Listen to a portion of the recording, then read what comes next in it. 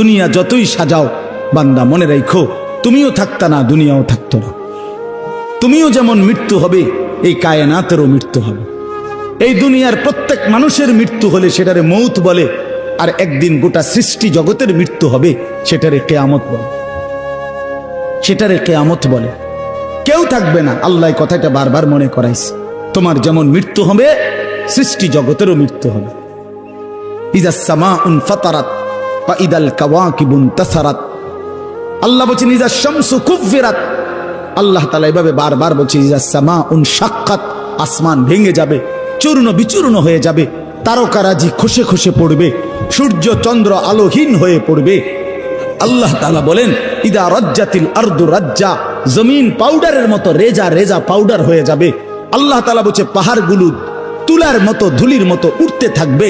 আল্লাহ বলছে বান্দা একদিন আমি গোটা কায়নাত আমি শেষ করে দেব, আমার সংসার আমি গুছায় ফেলবো, আমার এই কায়নাত আমি আল্লাহ তাআলা ইসরাফিলের সিঙ্গার ফু দিলে আমি আল্লাহ তাআলা গুটিয়ে ফেলবো। এই কথাটাই আপনাদের সামনে এখানে আমি শুনাইতে চাই, এই অল্প একটু শুনে।